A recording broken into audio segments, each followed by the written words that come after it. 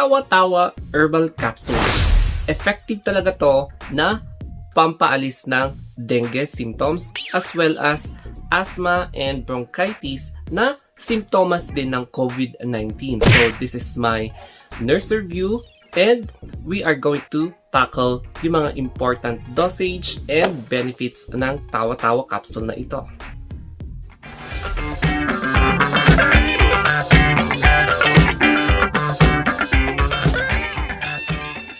Hi everybody! My name is Anthony and in this video, hawak-hawak ko ngayon ang Tawa-Tawa. Yes, Tawa-Tawa in capsule. So, ang mga magiging topics natin for today is effective nga ba siya sa mga may taong may dengue fever, sa mga taong nagsasuffer from COVID-19 symptoms, kung FDA approved nga ba siya, ano nga ba yung mga benefits, and ano nga ba ang dapat tignan kapag bumibili ng mga product. So, without further ado, let us begin with the first na pinaka-interesadong topic natin is effective nga ba siya for dengue fever? So, ang tanong, ano nga ba ang dengue fever? This is the condition wherein nagkakaroon ka ng hemorrhagic fever, wherein nagkakaroon ka ng pagbaba ng platelet count. So, for me, as a dengue fever patient before, nag-suffer talaga ako ng petechiae. So, nagkaroon ako ng petechiae, tapos very high-grade fever. And then, ang sakit ng dito sa waist ko, yun yung masakit. Tapos yung mga palm and soles ko. So, nagkaroon talaga ako ng, ayan, papakita ko yung mga picture ng kamay ko before, way back 2017 pa lang siya. And grabe, 1 week ako nag-suffer. So, ang ginawa namin is uminom kami ng Tawa-Tawa. So, yung Tawa-Tawa na to is binoil namin siya and ininom namin as our, parang yun na yung fluids namin. Ano nga ba ang palatandaan ng taong may dengue fever? So, unang-una sa lahat is mayroon kang super high-grade fever, tapos wala kang ganang kumain, tapos wala kang ganang, weakness. And then, ang talagang ma-determine mo na dengue positive ka is yung dengue dot. And then, yung platelet natin. So, ano nga ba yung normal level ng platelet natin? It is between 150,000 to 450,000. Yan po. And then, kapag below 150,000, like 99,000 yung platelet count mo, talagang yun na yung indication na there's something wrong in your body, tapos positive ka ng dengue. So, ayun po guys, mababa yung pagkapit ng dugo mo. And yes, nakatulong talaga ito, Tawa-Tawa. So, basing from my experience, yes, effective talaga ang Tawa-Tawa for dengue fever. And ano nga ba ang efficiency niya sa mga taong may respiratory symptoms? So, eto na yung papasok tayo sa COVID-19. So, ano nga ba ang symptoms ng taong may respiratory illnesses? Ito yung may asthma, may bronchitis. So, nagkakaroon talaga ng, kapag ito yung lagusan ng air sa lungs mo, nagkakaroon siya ng inflammation. Kaya, parang maliit na yung passageway ng hangin. So, nahihirapan tayong huminga. There is wheezes. Kung may plema, ayan, kung minsan may crackles, yung mga ganon. Tapos, ang masama dito, kapag maliit yung oxygen saturation rate mo, na kung minsan yun yung nangyayari sa mga COVID-19 patients, talagang kailangan mo na ng oxygen or ini-intubate ka na. So, effective din siya para sa lunas ng symptoms ng COVID-19. But not necessarily na siya ang pwedeng magpa-cure ng COVID-19. Yung symptoms lang. So, pwede din siya. And yes guys, sa mga may diarrhea, pwede rin siya kasi pinapadecrease niya yung hypersensitivity ng inyong gastrointestinal tract para at least hindi na masakit yung tiyan mo, magiging okay yung bowel movement mo. So, pati yung mga anti-amoeba agent, so pwede din siya. And yes guys, ang tamang dosage po nito is between 1 to 4 capsules a day. Depende sa condition mo. Kapag severe talaga, yun, 4 times a day, like after breakfast, lunch, dinner, and then before ka matulog. Lalong-lalo na kapag may dengue ka. And alam nyo guys, as a nurse, sa COVID ward, may mga patients din kami na may dengue. So yes, pwede siyang i-recommend na Tawa-Tawa. In addition, pwedeng isabay sa current medication. Pwede itong isabay sa mga food supplements such as kapag nagtitake ka ng multivitamins or vitamin C. And ang isa sa next topic natin is yung FDA approval. FDA approved ba ang product na ito? So, ang tamang sagot is yes. So, yan po yung picture na nagpapatunay na FDA po siya. So, ganyan po guys. Hindi lang sa FDA, pati na rin sa Philippine Institute of Traditional and Alternative Medicine.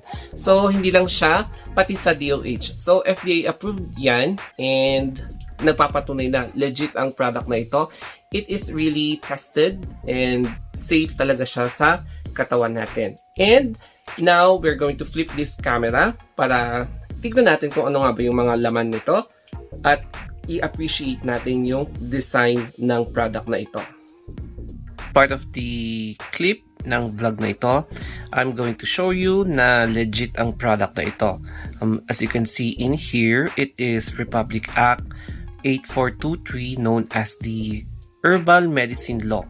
And this product is indeed approved and recommended by the Philippine Institute of Traditional and Alternative Healthcare, PITAHC, tapos pati na din ang DOH and FDA. So, hindi lang FDA ang approved or authorized, nag-authorize sa product na ito, kundi pati DOH and PITAHC. So, andito yung dosage niya. So, the correct dosage for this product is for you to take 1 to 4 capsules per day. So, you can take it with meals like breakfast, 1 in lunch, tapos isa sa dinner. So, it is 3.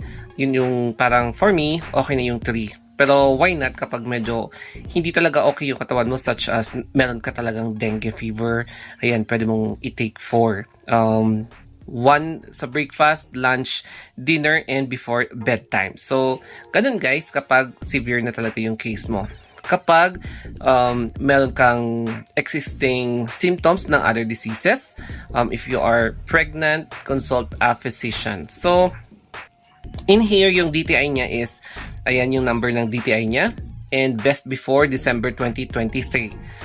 Tapos, dito na po yung ating main product for today. It is Tawa-Tawa. So, the scientific name of Tawa-Tawa is Euphorbia hirta. Ayan. And then, 100% natural. Tapos, ang laman po niya is 100 capsules. So, 100 capsules times 500 milligrams. So, mauubos mo siya. Like, kapag once a day, so, 3 months mo siya mauubos. Pero kapag twice a day mo siya tinitake, 1.5 months to 2 months. So, it is an herbal food supplement. And it is no approved therapeutic claim. Hindi po siya talagang medication, but it is an herbal supplement. So, it is intended for the prevention. And alam nyo to, na Tawa-Tawa, also known as Gatas-Gatas, is a traditional herb that many people believe to have the ability to smooth up dengue fever and also have many benefits. So, ano nga ba yung mga benefits nito? Unang-una sa lahat, it lowers blood cholesterol or blood pressure, I should say.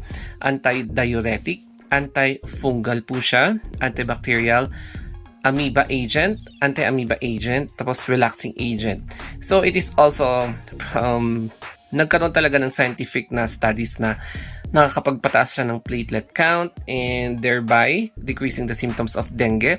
So, for dengue fever, asthma, and bronchitis. In skin problems, oral ulcers, and gastrointestinal tract. So, kapag meron kang diarrhea, pwede rin to as an herbal remedy. So, ayan po guys. Tawa-Tawa. So, this is as in pure Tawa-Tawa na product. And ang hinahawakan ko ngayon is yung nakaseal pa lang siya because I want to show you na dapat importante na sealed yung product na binibili nyo bago nyo i-open. So ayan guys, we're going to flip this camera for us to investigate the product and see the contents inside. Dito naman sa part ng video na ito, we are now going to check I'm going to show you ang one of the best na way para ma-determine nyo kung legit yung product. Dapat meron siyang seal. Tapos, second is, dapat legit yung pinagbilhan nyo siya sa product na ito. And dito ko po siya binili. Ayan po yung seller. And makikita nyo naman na 1.7 sales. So, naka 1.7. Siguro ito, 1.7 plus. So, pang 1.7 thousand plus ako na nakabili ng product na ito. And it shows na may 5 stars. Tapos, meron siyang ang daming bumili. Tapos, ang daming positive comments. At ang pinakamaganda dito is 160 pesos po yung price niya per bottle. Tapos, ang catch lang dito is meron siyang patong sa shipping fee. So, expect na may bayad. And sa shipping fee, additional bayad. 160 sa akin, may dagdag na 60 pesos. So, 220. Tama ba yung computation ko? Yes, 220. Mga ganun yung average na price na binayaran ko. So, sa North Luzon. From Manila to North Luzon. So, 50 to 60. Sa Visayas, ganun din, I'm sure. But pag sa Mindanao, siguro mga mas malaki na yung shipping fee. Anyway, 160, murang-mura po yan sa Shopee. And meron din siya sa mga ibang online shopping outlets na pwede nyong makita. So, ilalagay ko below yung link para pwede kayong makakuha din ng ganito through my link below. So, ayan po guys, tawa-tawa siya. And ayun guys, yung seal niya dito, makikita nyo na hindi siya nagalaw. Ang sabi dito is, refuse if seal is broken. Yun nga lang guys, ang cons or negative na issue lang kapag bumili ka sa online is that kapag sira yung product, ang hirap mag-refund, no? Kasi nga online siya, tapos customer service, hindi katulad ng face-to-face na ibabalik at may papalit agad. So, it takes really time to address yung issue mo if there is a problem. And kapag broken seal talaga, dapat wag mo siyang gamitin. And now, we're going to open this product. Yan, i-open natin siya para makita nyo yung actual product. Ayan, guys. So, i-open natin. And pagdating sa seal, dalawa dapat ang seal niya. Meron sa labas at meron sa loob. So, sa loob is meron siyang seal na ganito. Pag i-open mo, ayan. And then, ano kaya ang itsura niya? Ayun, maamoy mo talaga yung smell ng tawa-tawa. This is a legit product. Promise. Oo, ganito yung amoy ng tawa-tawa. Alam ko yung amoy ng tawa-tawa kasi hindi ko yung makalimutan, lalo na nung nagkaroon ako ng dengue, yung amoy ng tsaa from tawa-tawa. Ganyan yung itsura ng capsule. And kapag i-open mo siya, it looks like this. Transparent yung capsule niya. Tapos makikita mo na nadikdik talaga pulverized or powderized yung kanyang contents. Ganyan guys. And it's time for us to drink. Since pandemic ngayon, yan, I prefer talaga lukewarm water rather than cold because drinking lukewarm water can dilate. Nagpaparelax siya ng blood vessel, lahat ng parts ng organ nyo nagdadilate. Kaysa sa cold, so kapag cold water nagko-constrict, so parang ganito ang nangyayari. Constrict, dilate, ganyan. So, mas madali siyang ma-absorb kapag warm water.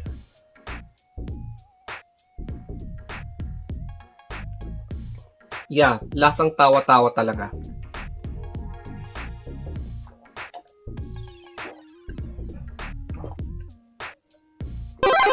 Yes, talagang tawa-tawa ang lasa niya.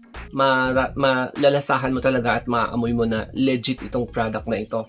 Hindi ako nagsisisi because I know for a fact na pwede talaga siya sa mga... Excuse me, nagbaburp ako. Ayan. Pwede talaga siya sa mga merong dengue. I recommend para sa mga taong may dengue, especially kapag proven na may dengue po kayo, positive kayo sa dengue.dot, and kapag sobrang baba ng platelet count nyo. Ano nga ba ang contraindication niya? Since ito is nagpapataas ng platelet, bawal po siya sa mga may problematic sa platelet. Kapag masyadong mataas yung platelet count mo, there is a possibility na magkakaroon ka ng heart complication.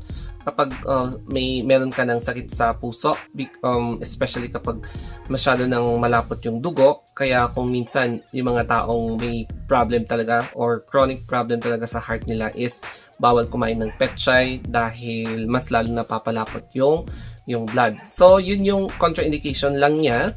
And kapag pregnant, hindi pwede rin. Depende sa case, lalo-lalo na kapag first trimester, second trimester, magpa-consult muna kayo sa OB. And then, kapag 14 years old and below, hindi po din pwede. Pero kapag above 14, pwede. Ayun po guys. Ang pwede kong mai-suggest dito is you can, kapag talagang grabe, yun yung 4 times a day. Pero once a day is enough or twice a day is also enough. Depende na lang sa condition mo. Yun ang pwede kong mai-advise sa inyo. Kapag meron kayong question, just comment down below and I will answer your queries. Reach me at my Facebook page, Instagram, Twitter, and TikTok, The Story of Anthony. So hanggang dito na lamang po guys. Thank you and have a wonderful day. Mag-subscribe kayo kung nagustuhan nyo itong channel and don't forget to click that notification bell. Kaya mag-suggest din kayo if you want more products for me to review, and yes, I am very glad, I'm very happy to make a review. So that's all guys, always stay safe and have a wonderful day.